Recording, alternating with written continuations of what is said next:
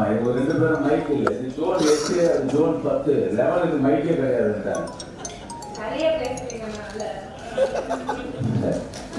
வணக்கத்துக்குரிய மேயர் அவர்களே, துணை மேயர் அவர்களே, மரியாதைக்குரிய ஆணையர் அவர்களே,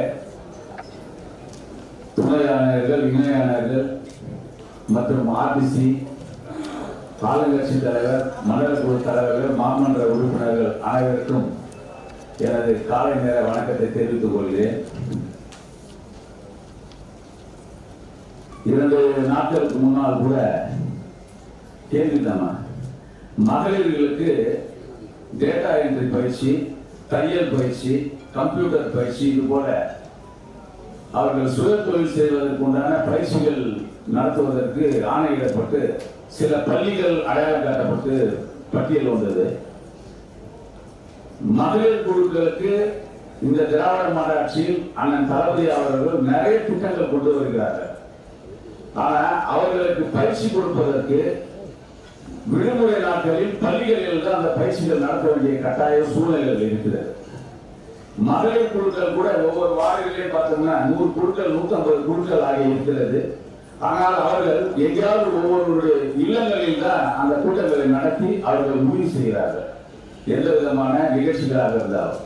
ஆக சென்னை மாநகராட்சி மூலமாக மகளிர் குழுக்கள் அவர்களுக்கு கூட்டங்கள் நடத்துவதற்குண்டான கட்டிடமும் பயிற்சிகள் அளிப்பதற்குண்டான வளங்களும் கூடிய கட்டிடங்களை கட்டித்தர இயலுமா என்பதை மன்றத்தின் வாயிலாக அறிய விரும்புகிறேன். மண்டலம் 11 வார்டு 154 மகளிர் சுய குழு பயன்படுத்துவதற்காக கம்பத்தில் உள்ள கட்டிடத்தில் முதல் தளத்தில் 450 சதுர அடி பரப்பளவு உள்ள இடம் ஒதுக்கீடு செய்யப்பட்டுள்ளது என்று தெரிவித்துள்ளேன். சொந்த கட்டிடமா ஒவ்வொரு வார்டுகளுக்கு கட்டித்தரன்றதுதான் என்னோட கோரிக்கை.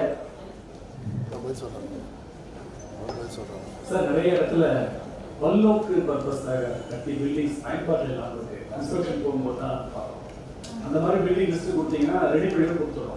ஜோன்ல அந்த மாதிரி எதுவுமே இல்லை சார். 143 150 வரைக்கும் பயன்படுத்தாத கட்டிடங்கள் எதுவும் பட்டியல் இல்லை சார். இதுதான் உங்கள்கிட்ட சொல்றேன் சார். சுயஉதவி குழு பொறுத்த வரைக்கும் பெரிய லெவல் கட்டிடம் வந்து அவங்க கேட்க போறது கிடையாது. இப்போ 450 ஸ்கொயர் ஃபீட்ல இருந்து அதிகபட்சம் 800 ஸ்கொயர் ஃபீட்க்கு வந்து அவங்களுக்கு இருக்கக்கூடிய இடம் போதுமானது. அதை தாண்டி சுயஉதவி குழு மூலியமா ஏதோ ஒரு பணிகள் மேற்கொள்றாங்க அப்படின்னா அதுக்கு ஏற்ற போல வந்து இடங்கள் தேவைப்படும். ஆணையர் அவர்களை தெரிவித்தது போல நிறைய இடங்கள்ல வந்து மல்டிபர்பஸ் ஹால் அப்படின்னு சொல்லிட்டு நம்ம கட்டி ரேஷன் ஷாப்ஸ் தரோம், இல்ல நம்மளோட டியூஷன் சென்டர் வைக்கிறாங்க, இல்ல மன்ற உறுப்பினர்கள் பொதுமக்கள் கோரிக்கை ஏற்பாப்புல அந்த இடத்த வந்து இடமாற்றம் செய்யப்படுது, லைப்ரரிக்கு வைக்கிறாங்க. அந்த மாதிரி உங்க பகுதிகள் இடம் தெரிவித்தீங்கன்னா கண்டிப்பா பண்ணி தரோம். இல்ல வேக்கன்ட் லேண்டா இருக்கு அப்படின்னு தெரிவித்தா கூட கவுன்சிலர் ஃபண்ட்ல இருந்து, சேர்மன் ஃபண்ட்ல இருந்து கூட கட்டலாம். சேர்மன் ஃபண்ட் கொடுத்துட்டீங்களா? அதை கட்டிடுறோமா? சேர்மன் ஃபண்ட் கொடுத்தா கட்டிடுறோமா? இது என்னோட நேரம், எனக்கு கொஞ்சம் டைம் கொடுங்க. அடுத்து ஒரே துணை கேள்விலாம் இல்லைம்மா, உங்க பதிலுக்கு நன்றி. ஆணையர் அவர்களிடம் காலியாக இடங்கள் இருந்தால் அதை நாங்கள் அடையாளம் காட்டுறோம், அதை நாங்கள் கட்டிடம் கட்டி கொடுங்க.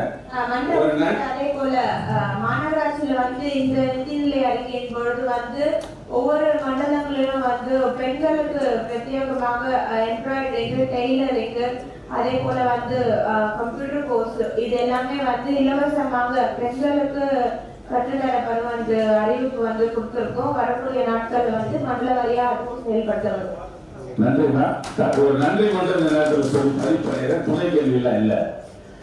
நேற்றைய தினம் திராவிட மாடலின் நாயகர் அண்ணன் தளபதி அவர்கள் ஒரு அறிவிப்பு வெளியிட்டிருக்கிறார்கள். அதற்காக இந்த நேரத்தில் நான் அவருக்கு நன்றி தெரிவிக்க கடமைப்பட்டிருக்கிறேன். தமிழக எங்கும் இருக்கக்கூடிய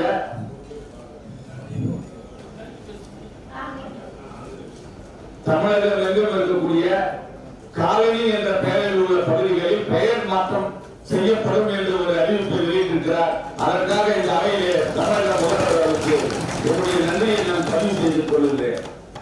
மேலும் இந்த மாதம் வந்து பாபா சாஹிப் டாக்டர் அம்பேத்கர் பிறந்த மாதம்.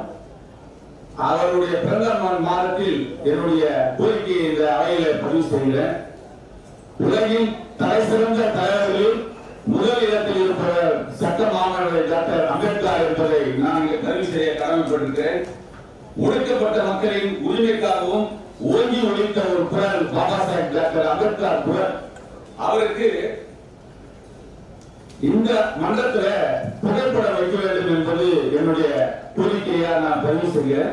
இதற்காக முத்தமிழர் தலைவர் கலைஞருடைய ஆட்சி காலத்தில் 2008ஆம் ஆண்டு ஒரு அரசாணையும் வெளியிடப்பட்டிருக்கிறது. அவர் புகைப்படத்தை மாநகராட்சி மன்ற கூட்டங்கள் அலுவலகங்கள், மாநகராட்சி கூடங்கள், நகராட்சி கூடங்கள், பேரூராட்சி கூடங்கள், ஊராட்சி மன்ற அலுவலகங்களில் வைக்கலாம் சொல்லியிருக்காங்க. அதன் அடிப்படையில பாபா சாஹேப் டாக்டர் அம்பேத்கருக்கு ஒரு புகைப்படம் வைக்க வேண்டும் என்று நான் இந்த நேரத்தில் தெரிவித்துக் கொள்கிறேன். ஆனால் பாபா சாஹேப் டாக்டர் அம்பேத்கர் பெண்கள் உரிமைக்காக, சம உரிமைக்காக, சாத்தப்பட்ட சிறுபான்மை மக்களுக்கு, ஒடுக்கப்பட்ட மக்களுக்காக சட்டம் நிறைவேற்றது. இங்க இருக்கிற அத்தனை மகளிர்கள் உட்கார்ந்து இருக்கிறாங்க. இவங்க எல்லாம் 100 ஆண்டுகளுக்கு முன்னாடி இவங்க வாக்குரிமையே கிடையாது. ஆனால் இன்று இந்த அவையையே தலைமையேற்று நடத்தக்கூடிய ஒரு இடத்திற்கு அமைக்கப்பட்டிருக்கிற பாபா சாஹேப் அம்பேத்கருடைய அரசியலமைப்பு சட்டம். ஆக 100 ஆண்டுகளுக்கு அடுத்து வர நான் முழுசா சொல்லிடுறேன். இது என்னன்னா மற்ற மாநிலங்கள் எப்படி தெரியாது. தமிழ்நாட்டுக்கு அம்பேத்கர் கூட நிறைய நெருக்கம் உண்டு. ஏன்னா அம்பேத்கர் தான் இந்தியாவின் முதல் சட்ட அமைச்சர். அவர் பெண்களுடைய உரிமைக்காக அவர்களும் வந்து சொத்தில் சம பங்கு வேணும், இடஒதுக்கீடு வேணும் சொல்லி அம்பேத்கர் ஒரு சட்ட நிறைவேற்ற கொண்டு வர. ஆனால் சட்டத்தை அரசியலமைப்பு சட்டத்தை இயற்றிய ஆதாரையே அந்த சட்டத்தை நிறைவேற்ற இயலவில்லை.